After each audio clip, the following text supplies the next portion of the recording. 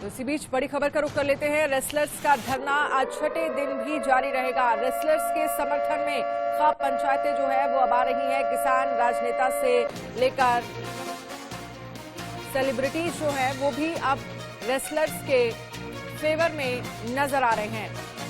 आज एफआईआर दर्ज करने की मांग पर सुप्रीम कोर्ट में सुनवाई होनी है। ब्रजभूषण के खिलाफ एफआईआर दर्ज करने की मांग जो है वो लगातार खिलाड़ियों की तरफ से की जा रही है। आईओए ने पहलवानों के धरने को अनुशासनहीनता कहा है। देश की बेटियों के सम्मान का ये सवाल है, तो धरने को लेकर किस तरह से लगातार अब बड़ी संख्या में चाहे किसान हो, खाप पंचायतें हो, सेलिब्रिटीज जो हैं वो अब इस धरने के फेवर में आ रहे हैं। कल बड़ी संख्या में खाप पंचायतें जो है वो वहां पर पहुंची थी। साथ ही जयंत चौधरी भी वहां पर पहुंचे थे, नरेश टिकैत वहां पर पहुंचे थे, खिलाड़ियों से बातचीत की थी। ये तस्वीर भी हम आपको दिखा रहे हैं किस तरह से जयंत चौधरी वहां पर पहुंचे और उन्होंने खिलाड़ियों से बातचीत की। लेकिन ऐसे में बड़ा सवाल यही है कि आखिरकार जिस इंसाफ की लड़ाई ये खिलाड़ी लड़ रहे हैं और जो मांग खिलाड़ियों की तरफ से की जा रही है ब्रजभूषण शरण सिंह के खिलाफ एफआईआर दर्ज करने की, क्या वो वाकई मांग पूरी होगी या फिर इसी तरह से धरना जो है वो लगातार जारी रहेगा। जंतर मंतर पर देश की बेटियों के सम्मान के लिए लड़ाई जारी है। भारतीय कुश्ती संघ के अध्यक्ष ब्रजभूषण सिंह के खिलाफ पहलवान हुंकार भर रहे हैं।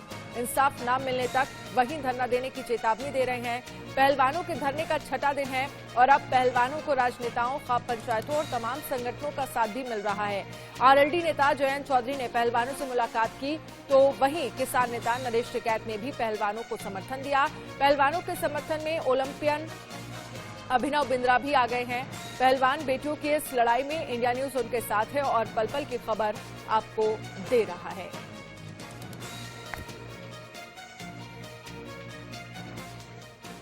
चौथा स्तंभ है, चौथा स्तंभ बोलते हैं मीडिया को कि न्याय दिलाने में सबसे बड़ी भूमिका निभाते हैं। किस चीज़ का प्रेशर है जो आप लोग दिखा नहीं रहे मीडिया आम जनता तक पहुंच ही नहीं रहा और हम समर्थन चाहते हैं क्योंकि आप न्याय की लड़ाई लड़ो। आप हमेशा न्याय के साथ रहे हो, इसीलिए आप लोगों को मीडिया को चौथा स्तंभ बोलते हैं कि भाई वो न्याय दिलाने में हमेशा जो न्याय की लड़ाई लड़ते उनके साथ खड़ा रहता है। पहलवानों के जंतर मंतर पर प्रदर्शन के बीच खिलाड़ियों के उत्पीड़न का एक और मामला सामने आया है। फिजियोथेरेपिस्ट परमजीत मलिक ने सनसनीखेज खुलासा किया है। क्या है यह खुलासा, आपको इस रिपोर्ट के जरिए दिखाएंगे।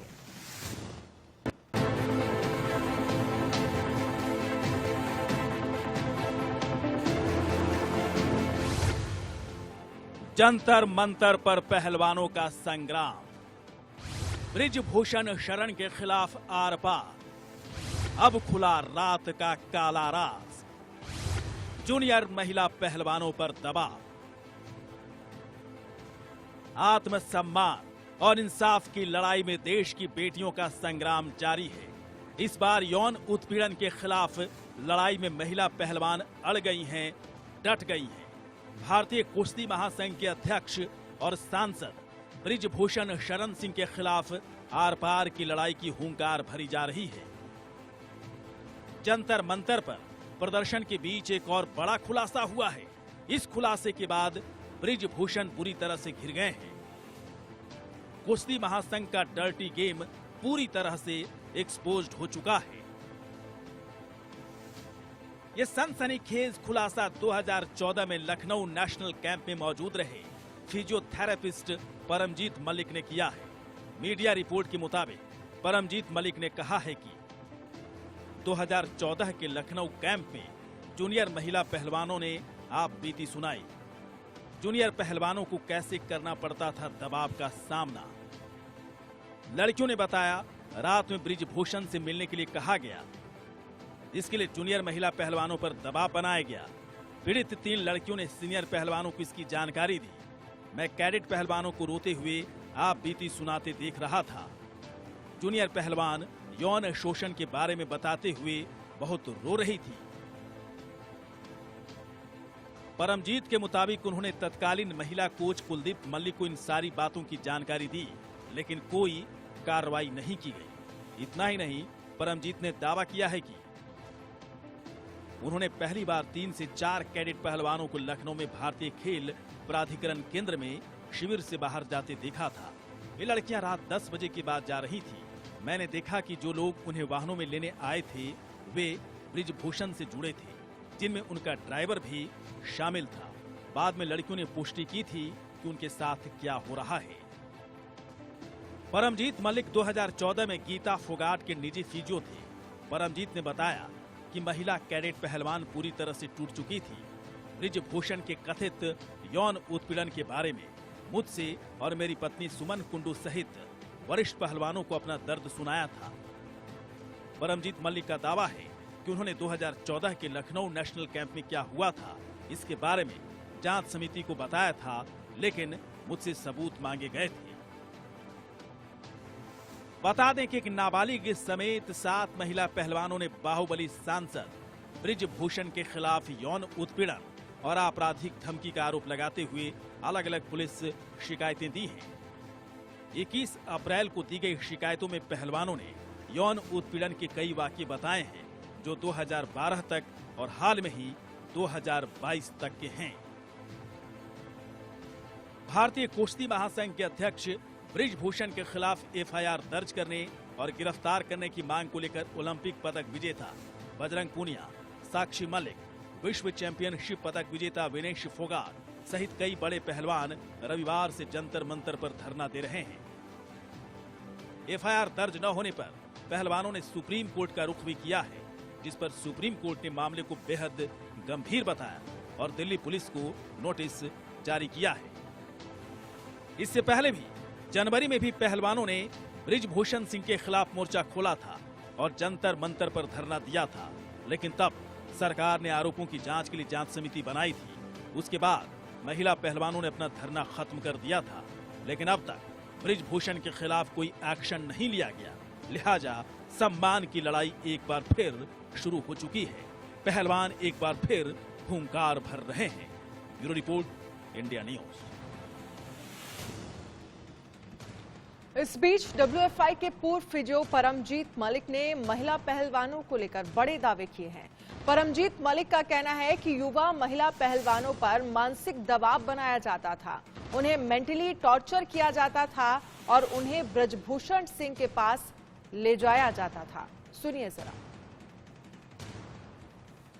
7 साल पहले की बात है, लखनऊ में एक जो महिलाओं का कैंप लगा हुआ था, उसमें कैडेट वर्ग की 3 लड़कियों को भेजा गया था रेसलिंग फेडरेशन ऑफ इंडिया के अध्यक्ष ब्रिजभूषण शरण सिंह के पास, और ये खुलासा किया है उस वक्त जो फिजियो थे परमजीत, जो इस समय हमारे साथ मौजूद हैं, और उनके इस खुलासे से बिल्कुल तूफान सा मच गया। मैं चाहता हूं कि इस पूरे खुलासे का आप एक एक करके सिलसिलेवार तरीके से बयान करें।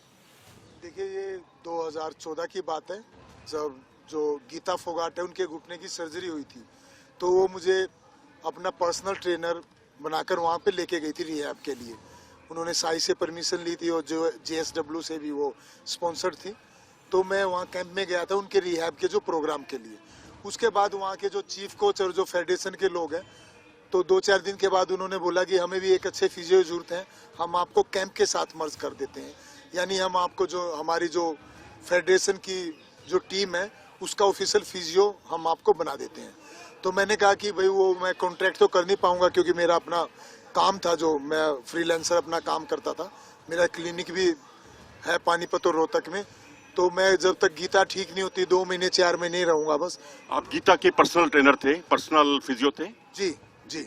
तो उन्होंने कहा जब तक है तो आप काम करिए, तो वही मैं काम कर रहा था, जो भी हमारा काम था। वहाँ पर जहाँ मैं रहता था, मेरे ऊपर उस टाइम जो महिलाओं का कैडेट एज ग्रुप होता है, जो अंडर 17, उनका भी कैंप लगा हुआ था।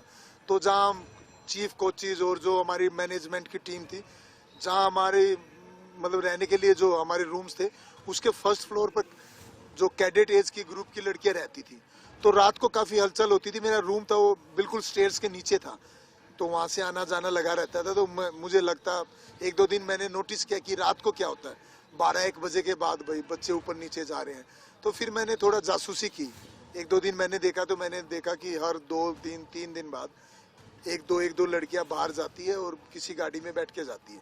तो अगले दिन मैंने सुबह उनको लड़कियों को जो पहचाना, क्योंकि रोज सुबह से हम उनको ट्रेनिंग कराते थे, वहीं रहते थे। तो मैंने उनसे बात की, धीरे धीरे उन्होंने मुझे बताया। शुरू में वो जिद की कि उन्होंने बताया जी हमारे ऊपर दबाव बनाया जाता है कि हम आपके कैंप से बाहर निकाल देंगे, ये कर देंगे, वो कर देंगे और आपका कैरियर खराब कर देंगे। हमें बहका के, फुसला के, डरा के ये लोग हमें मतलब हमारा जो ये यौन शोषण भी करते हैं और हमें लेके जाते हैं। तो ये बात उन्होंने आपको बताई कि यौन शोषण करते हैं और उसमें ब्रिजभूषण शरण सिंह का नाम भी लिया उन्होंने? जी, तो ये फिर जब मुझे बात लगी तो वहाँ पर एक वो थे एक मिनट, जो वहाँ पर सीनियर मोस्ट कोच होते थे एक, मैंने पिछले इंटरव्यू में उनका नाम लिया था, कमल सेन थे। उनको मैंने बताई ये सारी घटना कि सर ऐसा ऐसा यहाँ पर हो रहा है और ये ठीक नहीं है। तो वहाँ के जो साई के डायरेक्टर थे, कोई सरदार जी थे, उनको भी मैंने बोला वहाँ पर, और वहाँ पर कहीं मैंने कोचिज को के भी आगे जिक्र करा कि कैंप में ठीक नहीं हो रहा है, तो मेरी बात किसी ने नहीं सुनी। उसके बाद फिर वहाँ कोई इवेंट हुआ, कोई ट्रायल होता है जो इंटरनेशनल सिलेक्शन के लिए, वो हुआ। और वो कौन सा वो मुझे याद नहीं है। तो मीडिया के लोग आए। ये 2014 की बात है। 2014 में कॉमनवेल्थ गेम्स हुए थे और एशियन गेम्स भी हुए थे और कैडेट की एशियन चैंपियनशिप भी हुई थी। अब एग्जैक्टली मुझे याद नहीं है, 14 की बात है कि कोई ट्रायल हुआ था। तब मीडिया के लोग वहाँ आए, मैंने उनसे बात की, मैं साइड में उनको ले गया, मैंने उनको ये बात उनके आगे रखी कि यहाँ ऐसे ऐसे गलत हो रहा है मीडिया में। तो मीडिया ने भी उस बात को उजागर नहीं किया। और उसी दिन शाम को जो कुलदीप मलिक है चीफ कोच, वो मेरे पास आए। उन्होंने कहा आपका कैंप से नाम काट दिया गया है। और मेरी वाइफ भी उस टाइम जो रेसलिंग टीम की मेंबर थी, उस टाइम की गोल्ड मेडलिस्ट थी अपनी वेट कैटेगरी के, 2010 में कॉमनवेल्थ गेम्स में उनका मेडल है। सुमन कुंडू की बात कर रहे हैं। सुमन कुंडू इनकी पत्नी है, अंतर्राष्ट्रीय खिलाड़ी हैं। 2010 के कॉमनवेल्थ गेम्स में उन्हें कांस्य पदक हासिल हुआ था। जी, हम दोनों का नाम काट के, जो कुलदीप मलिक कोच थे, उन्होंने बोला कि आप दोनों का नाम काट दिया गया और आप यहाँ से जाइए। तो मैंने कहा मैं ऐसे नहीं जाऊंगा, मैं पूरी टीम को इकट्ठा करूंगा और मैं दोबारा मीडिया को बुलाऊंगा कि कोई रीजन दो या हमें लिखित में दो कि आप हमें क्यों भेज रहे हो। फिर उन्होंने वो भी हरियाणा से बिलोंग करते थे, हम भी हरियाणा से बिलोंग, उन्होंने मुझे समझाया कि प्रॉब्लम हो जाएगी, ये ठीक आदमी नहीं है, आपके साथ लड़ाई झगड़ा मारपीट हो जाएगी, झूठा केस दर्ज हो जाएगा, आपकी भलाई इसी में है कि आप यहाँ से चुपके से निकल जाओ। फिर हम वहाँ से उस टाइम वापस आ गए। क्या लड़कियां उस वक्त चुप रहीं? उन्होंने मुंह नहीं खोला, सच्चाई बयान नहीं की? देखिए लड़कियां, क्योंकि मैं बहुत सालों से खिलाड़ियों के साथ जुड़ा हुआ हूँ, लड़कियों के साथ भी जुड़ा हुआ हूँ, जहाँ आप ये देखिए अब कितना बड़ा प्रदर्शन हो रहा है। अब लड़कियों ने मुंह भी खोल दिया है, मीडिया में भी चले गए हैं, सरकार में भी चले गए, कोर्ट में भी चले गए, पुलिस में भी चले गए। वो इतने मजबूत लोग हैं, कहीं ना कहीं उनकी इतनी जड़ें राजनीतिक में भी कहीं जुड़ी है, तो उनका इतना टेरर था। आप देख लीजिए, आपके सामने इतना कुछ हो रहा है, अभी कुछ नहीं बिगड़ रहा, तो तब उनका क्या बिगड़ता। तो उस वक्त जैसे कि खबरें आई हैं सूत्रों के हवाले से भी कि आपने एक ये भी बयान दिया कि रात के 10 बजे वो जाती थी, जैसा भी आपने कहा भी, और उसके बाद वो चुप रहीं, शांत रहीं और आप पर एक्शन ले लिया गया। हाँ जी, बिल्कुल, मैंने आपको यही बताया अभी। मैंने उनको प्रोटेक्ट करने की कोशिश की। मैंने वहाँ जो उस टाइम कमल सेन जो सीनियर मोस्ट कोच थे, उनको भी बोला, और एक दो जो भी लोग थे वहाँ के डायरेक्टर को भी मैंने बोला, जो साई के डायरेक्टर थे, उनको मैंने लिखित में भी दिया था बल्कि कि ये गलत हो रहा है। और उसी दिन शाम को उन्होंने हमें बोल दिया कि आप यहाँ से जाओ।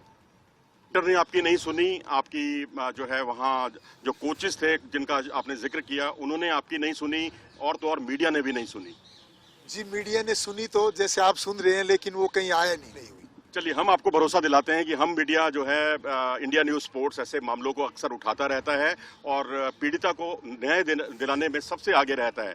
हमारा विश्वास है कि इस तरह की घटनाओं से पीड़िता को न्याय जरूर मिलेगा, और इस तरह की जो घटनाएं 2014 में हुई हैं, वो घटनाएं दोबारा भी हो सकती हैं, जैसा कि महिला पहलवानों ने आरोप भी लगाए हैं। तो उम्मीद करनी चाहिए कि इन घटनाओं पर तुरंत विराम लगेगा और दोषी को सजा मिलेगी। पहलवानों के प्रदर्शन का आज 5वां दिन है और साक्षी मलिक मेरे साथ हैं। साक्षी मलिक, आपसे मैं यही जानना चाहता हूं, सबसे पहला मेरा सवाल यही है कि जो पीटी उषा का जो बयान आया है आईओए के हवाले से कि पहलवान इनडिसिप्लिन है। नहीं सर, इनडिसिप्लिन पहलवान अगर इनडिसिप्लिन होता तो वही बात है, कोई भी खिलाड़ी इनडिसिप्लिन होकर इतना ऊपर तक जा ही नहीं सकता। सबसे पहली बात है, इतने ऊपर तक मेडल जीतने के लिए सबसे जो मेन पॉइंट होता है वो डिसिप्लिन आता है। और पीटी उषा मैम एक खिलाड़ी होने के नाते मैं उनकी बहुत रिस्पेक्ट करती हूँ, और उनसे हम बहुत मोटिवेटेड भी हुए हैं। बचपन से उनको देखते आए हैं कि उन्होंने हमारे देश का कितना नाम किया है। मैं भी उनसे बहुत इंस्पायर्ड हूँ। पर उसमें इनडिसिप्लिन हमने क्या किया है कि हम धरना कर लिया। धरना करना तो हमारा अधिकार है, उसमें अनडिसिप्लिन का तो कोई सवाल ही पैदा नहीं उठता। और जो अभी अनुराग ठाकुर का बयान आया है, हिमाचल से उनका ये बयान आया है कि सारी चीजें जब हो चुकी हैं, ओवरसाइट कमेटी के सामने सब कुछ आ गई हैं, तो ये सब करने की जरूरत ही नहीं है, थोड़ा पहलवानों को सब्र करना चाहिए था, उस तरह के सबूत नहीं मिल पाए हैं। सर आप ये भी बोलिए। ये सत्यव्रत हैं, अंतर्राष्ट्रीय पहलवान, एशियन चैंपियनशिप के सिल्वर मेडलिस्ट। सर अनुराग सर को भी ये देखना चाहिए, जैसे उन्होंने खुद प्रेस कॉन्फ्रेंस करके हमारे को ये बताया था कि 1 महीने के अंदर आपको इंसाफ मिल जाएगा, कमेटी अपनी रिपोर्ट दे देगी। वो 1 महीने 3 महीने में बदल गए हैं। तो और सर एक बात बताओ, सब्र कितना करेगा एक आदमी? और ऊपर से साथ ही फेडरेशन अपना काम स्टार्ट कर देती है और हमारे को ये आरोप लगने लग जाते हैं कि भाई हम ही झूठे थे। तो सब्र कितना कर लेगा एक इंसान, ये बताइए आप। कितना बुरा लगा साक्षी जब पता चला गोंडा में नेशनल रैंकिंग टूर्नामेंट हो रहा है और उसमें जितने पदाधिकारी हैं फेडरेशन के, वो पुरस्कृत कर रहे थे खिलाड़ियों को। सर ये बुरा नहीं हो रहा कि नेशनल हो रहा है, नेशनल तो होना चाहिए। मैंने भी हमेशा नेशनल खेलने हैं। मेरे पे तो ये भी आरोप लगा, मेरे पे क्या, जो हम यहाँ बैठे हैं कि नेशनल नहीं खेलना चाहते तो डायरेक्ट ओलंपिक में जाना चाहते हैं, इसलिए धरने पे बैठे हैं। आप तो कुश्ती को बहुत पहले से फॉलो करते हो, मैंने कोई नेशनल छोड़ा? मेरे साथ तो इतना ऐसा भी हुआ है कि एक ओलंपिक मेडलिस्ट नेशनल से खाली हाथ भी आई है। लास्ट नेशनल जो मेरा था, हाँ, मैं खाली हाथ भी आई हूँ। तो मैंने कौन सा नेशनल छोड़ा है? हम इस चीज के खिलाफ नहीं है, सबको पता चल गया। अब तो हम डेली इंटरव्यू देते हैं। तो नेशनल करवाना गलत नहीं बोल रहे हम बोल रहे हैं कि हमारी ना मानकर और बिल्कुल उनको क्लीन चिट देकर और वो वापस से वही अपने क्षेत्र में नेशनल्स करवा रहे हैं, फेडरेशन रन कर रहे हैं अपने घर में। तो कहाँ इंसाफ मिला हमें? इंसाफ का मामला आ गया है और सुप्रीम कोर्ट में सुनवाई है, पुलिस को अपना पक्ष रखना है, किस तरीके से देखते हैं आप इसको? देखो, सुप्रीम कोर्ट में जब जो हमारे लॉयर थे वो गए तो जो जज थे उन्होंने ये बताया कि मामला संगीन है और लड़कियों ने लिखित में बयान दिए हैं बंद लिफाफे में, और ये आया कि बयान संगीन है तो कुछ तो है ना। तो ये थोड़ी है कि कमेटी कुछ भी बोल देगी कि कुछ भी हमें नहीं मिला और हम अनडिसिप्लिन हैं। चलिए, हमसे बातचीत के लिए धन्यवाद। तो ये थी साक्षी मलिक, जिनका साफ तौर पर कहना था उनका और सत्यव्रत का कि हम इनडिसिप्लिन नहीं हैं, बल्कि हमें मजबूर किया गया और वो तमाम कंपटीशंस करवाने के भी खिलाफ नहीं है। लेकिन परेशानी है सिर्फ और सिर्फ ये कि हम जो भी काम कर रहे हैं वो उन्हें रास नहीं आ रहा, उनका हम पर भरोसा टूट गया है।